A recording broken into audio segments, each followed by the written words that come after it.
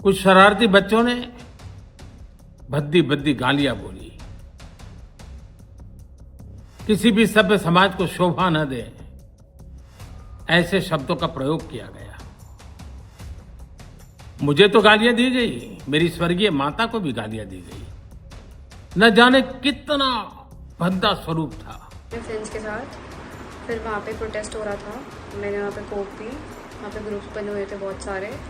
वो लोग बहुत चीज़ें बोल रहे थे, बहुत गालियाँ दे रहे थे प्रधानमंत्री जी को। उन लोगों के इन्फ्लुएंस में आके कि तुम लोग भी बोलो, तुम लोग भी बोलो, कोई सब बोलो करके मैंने बहुत चीज़ें बोली। मैं भी मात्र 15 साल की हूँ। मैंने जो करा वो माफ़ी के लायक नहीं था। मैंने बहुत गंदी चीज़ें बोली है। नमस्कार, मैं संतोष सिंह। क्या भाई, देश के प्रधानमंत्री की माँ और मेरी माँ नहीं? ये कौन सी बात हुई भाई? बड़ा सवाल है आज देश के सामने। प्रधानमंत्री जनता के वोट से चुने जाते हैं, मतलब सांसद बने और सांसद आपको चुनते हैं, लेकिन आप जनता के वोट से चुने जाते हैं।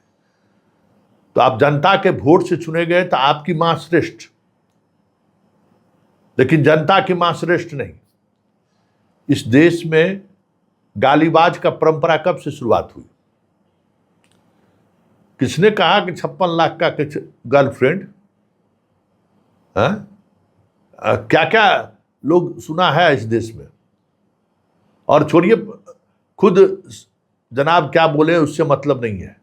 2014 के बाद जब से मोदी की सरकार बनी है, उसके बाद बीजेपी के विचारधाराओं से असहमत रहने वाले लोगों को किस तरीके से गाली दी गई है सार्वजनिक तौर पर बीजेपी के आईटी सेल के द्वारा।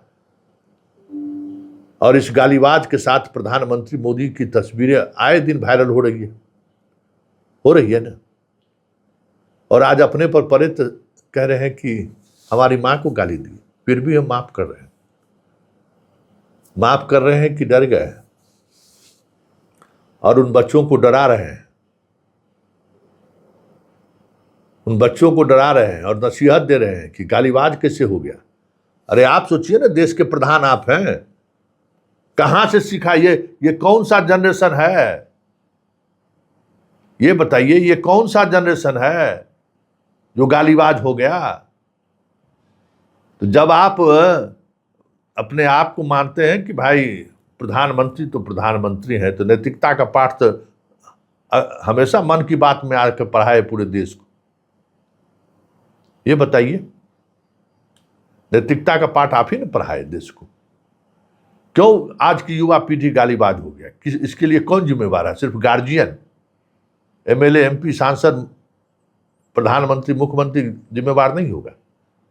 जिसने भाषा की सारी मर्यादाओं को तोड़ा है। पार्लियामेंट में नेहरू को अय्याश कहा जाता है। तो आज अपने पर परे तो भाई साहब सफाई दे रहे हैं। आज का अगर युवा पीढ़ी गालीबाज है तो मिस्टर मोदी जी, आप भी उतना ही जिम्मेवार हैं जितना मैं जिम्मेवार हूं एक बच्चे के पिता होने का। सोसाइटी, लोगों को, अगर बच्चा कहां सीखता है? घर में सबका माँ बाप गालीबाज है क्या? ये बताइए ना। सब तो घर में आपका भक्त सब है, बस चले तो पूजा पाठ करे आपका। जितने गालीबाज लोग जिसको आप देख रहे हैं, गाली देने वाले कौन है? सब आप ही के भक्त के परिवार के लोग हैं।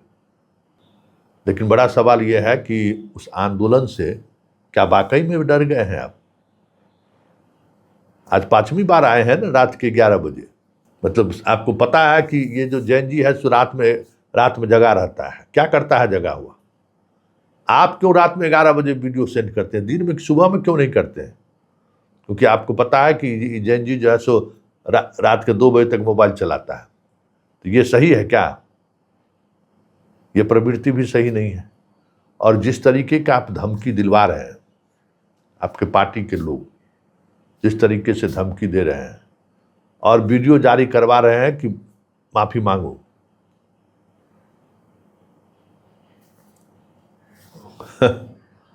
अभी बहुत कुछ बाकी है मोदी जी। देखिए, एक एक बच्ची जो प्रोटेस्ट की थी उसको किस तरीके से इन लोगों ने मजबूर किया है माफ़ी मांगने के लिए। जुलाई को मैं सीपी गई थी अपने फ्रेंड्स के साथ, फिर वहाँ पे प्रोटेस्ट हो रहा था। मैंने वहाँ पे कोक पी, वहाँ पे ग्रुप्स बने हुए थे बहुत सारे। वो लोग बहुत चीज़ें बोल रहे थे, बहुत गालियाँ दे रहे थे प्रधानमंत्री जी को।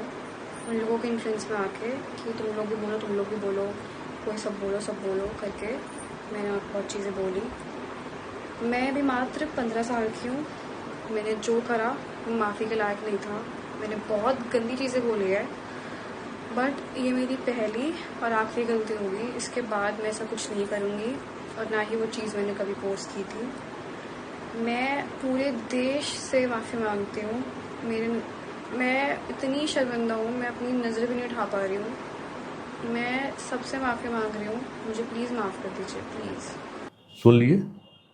और ये एक नहीं, मतलब इस तरीके से प्रोटेस्ट करने वाले जितने लोग थे जंतर मंतर पर, जो रील्स में सुर्खियां बटोरा है, सबको ये लोग तलाश रहा है। पूरे बीजेपी की आईटी सेल इसी में लगी हुई है। और इस तरीके से कोई कहता है कि हम सनातनी हैं, धर्म के रक्षक हैं, तो कोई हिंदू धर्म का रक्षक बन के आ रहा है। सिर्फ नाम अलग अलग है, सब एक ही है। कोई योगी के साथ फोटो मिल जाएगा तो कोई मोदी के साथ फोटो मिल जाएगा, तो किसी को शाह के साथ फोटो मिल जाएगा, और वो खुल्लम खुल्ला गाली गलौज कर रहा है। इस देश में गाली की संस्कृति किसने लाई है? मोदी से जिसने सवाल किया उसको लोगों ने गाली दिया है। आपको एक बार गाली पड़ा तो आप विचलित हैं, आपकी मां को गाली दे दिया। रवीश कुमार को कितनी गाली पड़ी है भाई? अजीत अंजुम को कितनी गाली पड़ी है? अभिसार शर्मा को कितना गाली पड़ा भाई? हमको कितना गाली पड़ा है? क्यों? इसलिए कि आपसे लोग सवाल करते हैं, आपके नीति की आलोचना करते हैं, इसलिए स्वतंत्र है गाली देने के लिए। तो रात में 11 बजे आके धमकी दे रहे हैं, या फिर आपको लग रहा है कि बहुत सारी चीजें हाथ से निकलती जा रही है? जरा सुनिए, रात में 11 बजे आके पीएम साहब क्या कह रहे हैं, तो जरा आप भी सुनिए। हाय फ्रेंड्स, आज तो मन करता है बस आपसे ही बातें करूं। जंतर मंतर पर जो कुछ भी हुआ देश और दुनिया ने देखा है। कुछ शरारती बच्चों ने भद्दी भद्दी गालियां बोली। किसी भी सभ्य समाज को शोभा न दे ऐसे शब्दों का प्रयोग किया गया। मुझे तो गालियां दी गई, मेरी स्वर्गीय माता को भी गालियां दी गई। न जाने कितना भद्दा स्वरूप था।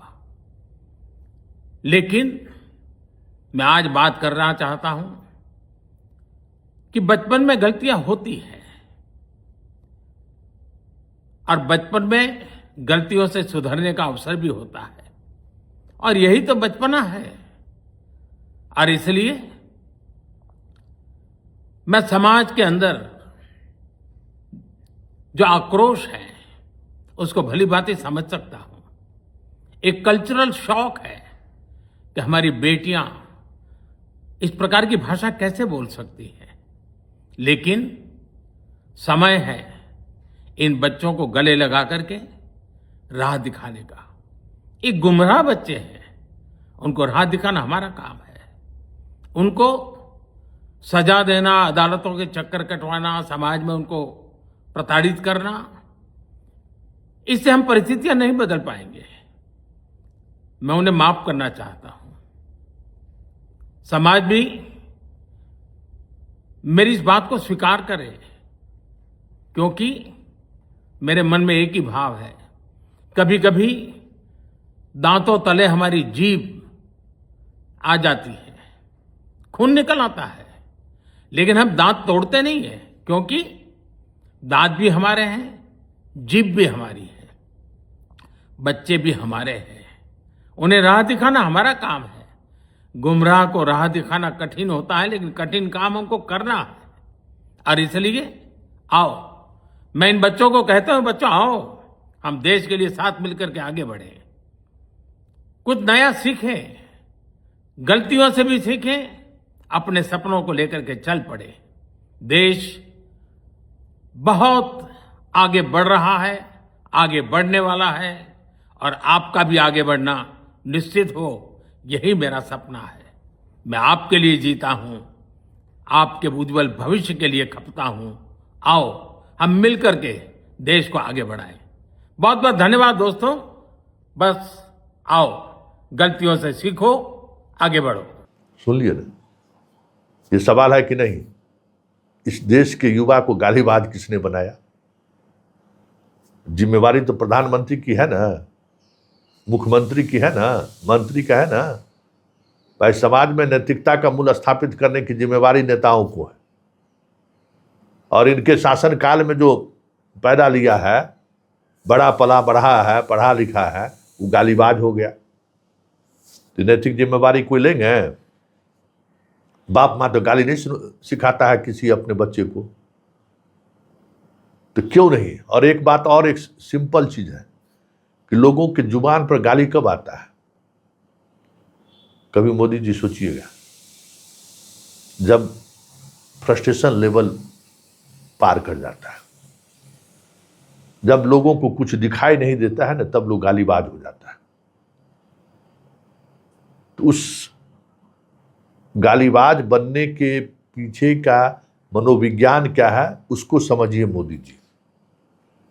रोज रात में आके जो धमका रहे हैं आज के पीढ़ी को,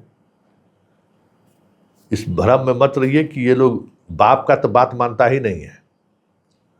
आपको तो घर में बाल बच्चा नहीं है, इसलिए आपको समझ में नहीं आ रहा होगा।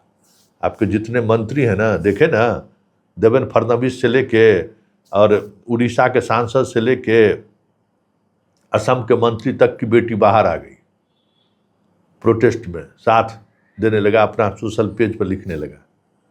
तो जितने मंत्री और विधायक और सांसद आपके पार्टी का पूछिए तो उनका बाल बच्चा उनके नियंत्रण में है क्या? और वो धमकी दे देंगे तो घर पकड़ लेगा क्या? ये जनरेशन धमकी से डरने वाला नहीं है। अब फिर गलत ट्रैक पर जा रहे हैं।